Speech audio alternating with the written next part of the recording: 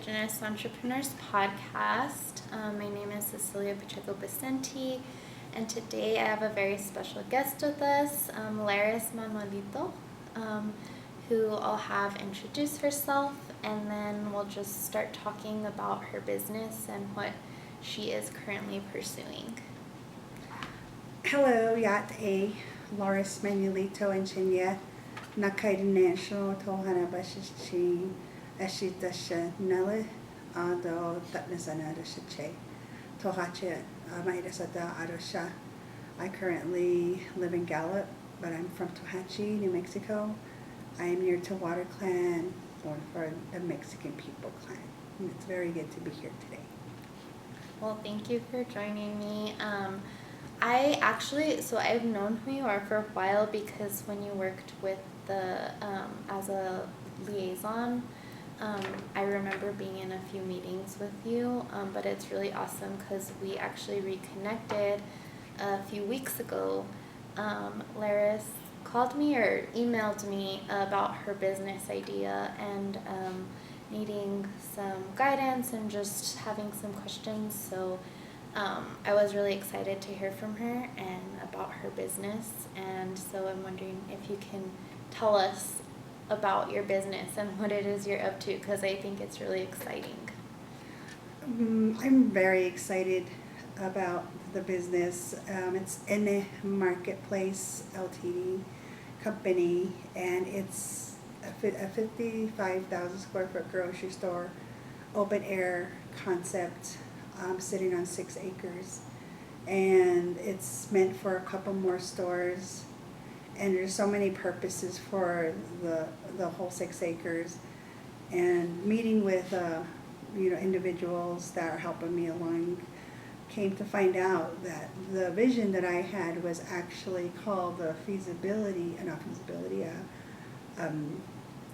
resilience hub. Mm-hmm. And that was just the perfect term for it, because that's what it serves. That's the community. It's for the community. And the main part I'm working on is the grocery store. The grocery store in itself has so many moving parts to it that I want to add to it. But right now, it's a full-service grocery store. The bakery, butchery, full-service deli, produce. The produce is very special because I'm working on wanting to source local produce as much as I can. So I'm beginning to connect with local farmers who are willing and wanting and having that same type of vision as well. So it's really exciting. And it's the partially 2-story for community and tourists, travelers to sit at and have a bistro for coffee, then the place to sit, students to come and get on Wi-Fi, get away from school, somewhere to just chill and relax, look at the mountain, and a space for community to have classes. And the parking lot is going to be meant for truckers and tourists, so they can sit and rest, and look around and, go to the store if they need anything, sit in the store, and a dog park. Yeah. There'll be EV chargers or electric cars. So bringing all those components together is really interesting because you just don't see that on the reservation. Yeah, it's exciting, I think, to be able to create that type of space on the reservation. I think there's a huge need and also a desire, like, in the community to have that type of space. When we talked, you mentioned, like, how you got inspired to start this store, so I'm wondering if you could share that with us a little bit. I was inspired, backstory. My background's more science, more astronomy, more, in those realms. And I worked for I was a legislative district assistant for a delegate. And when COVID hit, we were in office. He was in office. And beyond the Navajo Nation, about 80% of it's on Arizona side. and 20% is New Mexico. And we're divided by a mountain range. So that, that kind of barrier in a way was really hard to communicate with Window when COVID hit. So that was the first inkling that, well, something's wrong, because we couldn't get PPE and we couldn't get food boxes as fast as we can to our side. And it was frustrating. And especially when they closed the borders, it became apparent that the people were already suffering with illnesses, with family members losing people and ill themselves. And if, I don't know, if you had COVID, I had COVID 4 times, and it's a debilitating illness. It just wears you out. So the last thing you're thinking about is getting in a vehicle and driving the 40 miles or the 40 minutes, 35 minutes, wherever you're from, to Gallup, and then getting food. And then food was scarce because of everybody hoarding. So when they closed the borders, and I was an LDA, so we were able to people out from out of state started bringing their own food boxes in, and we were distributing as much as we could. And it was hard because families were wanting food, so they were bringing other family members to come in, so it was having to say no sometimes because we didn't have enough. Everybody had to get it. So we said, we know you just came in, and we want to give you more. If we have some left, we'll give those to you, but we need to wait for other people to come and get food. But then you don't even take the ones that live so far off in the rural areas that can't drive in. So it was just, it just came so clear that we needed something closer to us where we could, access it, not almost immediately, but at least it's closer in the Navajo Nation. So if borders are ever closed again, there'll be something still there. And a year before I actually initiated the land withdrawal and the research into starting a business, I thought, there's something we can do. There's got to be something. This just can't happen again. We were losing people because of exposure, because, peripheral illnesses. We couldn't get to them fast enough because medical supply was so far away, and our CHRs were just working so hard to get to everybody, the high-risk individuals, the veterans, the elders. And I draw motivation and inspiration from my great-great-grandfather, Tohatchi Manuelito. He was a leader during the Long Walk. And I go back to him and I ask him, what would you do, Grandpa? What would you do? How would you do this? What did you do when you prayed down there? How am I going to get my people back home? And a grocery store popped in my head. Of all things. I'm like, no, you got to be kidding. A grocery store? That's unheard of. That's like at Navajo Nation level. No, not an individual can do this. And I remember just like, oh my gosh, a grocery store, how do I do this? Okay. And for a year, I actually prayed about it, thought about it. Am I up to this? Can I do this? Can I do this? About a year. Meanwhile, I'm watching people suffer more and more. And I'm like, okay, Laris, Grandpa wouldn't sit there and watch his people suffer. You would do something. So what are you going to do? Are you going to do this or not? So then I decided, and the people I told first was my kids. I'm like, I'm going to open a grocery store. And they're like, okay. Okay, they always supported me on the 100%. So I was like, okay, how do I do this? Who do I go to? Who do I ask? What kind of feedback am I going to get? Am I going to get support? Am I going to get, what am I going to get? And the first people I reached out, I researched online. And New Mexico has a simpler way of opening a store, creating a business. Yeah, only like 6-7 steps. So that's an asset that our state has, I guess, easier than other states, maybe? Yeah, easier than other states. And even though the steps were simpler, they were very thorough. So I made sure that you covered everything and you were okay. I felt more comfortable opening a business on the state side first. I knew eventually I had to go Navajo Nation, but I didn't know exactly how and when.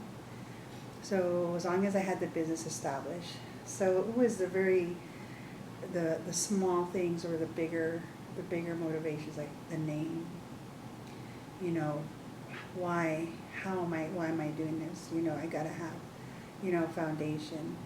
And seeing my people suffer, the Diné people suffered too much during this pandemic was just motivation enough.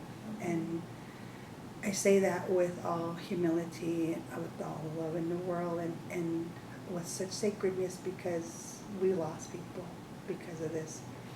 We lost a lot of our identity. We lost so many things that, you know, I don't like to throw around the word COVID in that in any way, but with sacredness, because I feel like you know, blood was shed, tears were shed, so many things were shed for the story to happen, and it's like almost like it shouldn't have been that to get this going, you know. So if I were ever to be questioned, you know, sternly about it from somebody, that's probably the one thing I would say is, you know, we suffered for this, and we shouldn't have to have suffered in the first place for us to have a store. Yeah. And so that was the inspiration, and then it just started building from there. So where are you at now in that journey? Right now, so I'm, oh my goodness, it just gives me chills because it moves so fast. Every time I get to that point, I think about when the idea was there, and I think, oh, I remember thinking this, and it's like, how did it get there? And then all of a sudden I'm like, I'm here. So right now, we just finished our renders, what they called our conceptual renders with Indigenous Studio Designs, and this company is so amazing because it's owned by a woman, and she's the chief architect, principal architect, and it could go so many ways, but everybody I've spoke to so far about the store believes in the vision. They believe in what I'm doing, so they already are like on board, like, yes, we want to help you, we want to help you succeed. And so we did our conceptual design and renders and the budget construction costs, how much it's going to be. And I'm not a person to look at numbers and be intimidated, you know, and I'm like, okay, I just need to know the numbers. How much is it? If it's 110 million, it's 110 million. If it's 30 million, it's 30 million, you know, just tell me what I'm working with so I know what I need to work toward. Yeah. And, you know, it was like, I get little, like, deer in headlights when they say that, because it's like, so not a matter of if we can do this, because I always heard that if. It's a matter of when and how, you know, and it depends, when and how depends on how much I'm going to push it and how many people want to come in and help push it forward. Yeah. You know, so right now we're at the renders, we're fundraising. Parallel to that, we're still working with now pulling in other team like NTOA, other people who are going to be doing the designs, NTOA and New Mexico Department of Transportation, BIA Transportation, you know, Navajo Nation's already been involved, and I always try to be transparent. And when I started, I tried to go along with their procurement process, even though I don't really have to, because there's no regulations of how an entrepreneur works on Navajo Nation. Yeah. And this is not a Navajo Nation owned business, so they're basically, you're a foreign entity. And it's always been, if you're not one of our projects, we don't, you know, we don't have anything to do with you. Basically, there's no law to say we can't help you, we can't help you. And so after I got to the funding and asking for funding, that's when I had to incorporate Navajo Nation. So I incorporated with them, got on their source list. I look at the source list as grocery, and it has their store name already, and I'm like, oh my gosh, I'm on there. But you know, one day they'll be able to go actually to the store. And when I incorporated with them, then we exist on both sides, Navajo Nation and New Mexico. And then seeing how Navajo Nation works in that area is always, it's been interesting. You know, how do they do funding? You have to go by the procurement process, but I had already did the land withdrawal. Mm-hmm. I had already did the final, the business site land withdrawal is permanent. Mm-hmm. The business site lease is going to be signed soon. Mm-hmm. So all of that's already done. And like, how did you contract these people with almost no money? And I said, well, we're working on this 5-year plan that I'm on. It's taken a while to get that moving. That's out of my hands. But as long as my name, the business is on there, that's okay. You know, it's on there. As long as it stays on there, eventually it'll happen. Mm-hmm. And they seem to see that and like, okay, they know how Navajo Nation works. They know they take well. Mm-hmm. So we're going to still help you. Yeah. At Diné Development Corporation, and hats off to BRIC LLC for doing the land surveys. Awesome. And to individual who did the legal survey. Mm-hmm. So all these people came together before we even had any real funding and backing to do it, to get me this far. So what are some things that you are needing now that, like, if someone listening maybe has a connection or maybe something they could help you with, like, what are your current needs as far as taking the next steps in your business? Mainly working like on the technicalities. Like all the components are like on the table, but tying those together, like the solar, you know, and possibly water recycling in the future.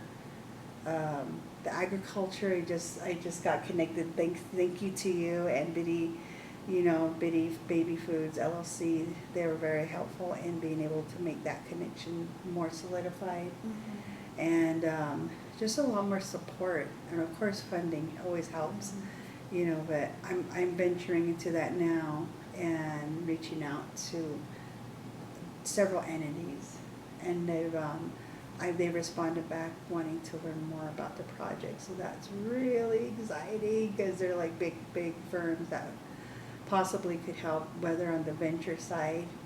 That's a question that came into reality, like, do I want to partner with Yeah. a percentage of it? And you know, those angel investors and Navajo Nation, in a way, wanting to keep them responsible, Mm-hmm. you know, fiscally for projects, regardless if they're Navajo Nation or entrepreneurial, but not, because there's going to be other entrepreneurs coming in, Mm-hmm. and I don't want them to go through all that red tape that I had to. Yeah. So somewhere along the way, I like to be able to help in the process of working through regulations that would help. Mm-hmm. Because if we want economic development, if we want community development, if we want, you know, us to stay and be sovereign, like we say, Mm-hmm. we need to be able to have the laws and supporters there to support us and Mhm. not hinder us. Yeah. Well, thank you for joining me today. I would talk more, but I'm using my new equipment, and I think we only have 20 minutes on the SD card, unfortunately. But I really want to have you on again because I think you have a vision and you're just very inspiring, and I think you're going to help pave the way for other entrepreneurs and individually owned businesses on the Navajo Nation. So just thank you for what you're doing, and let us know how we can support you. Okay, thank you for having me. I do appreciate it. Yeah. Have a wonderful day.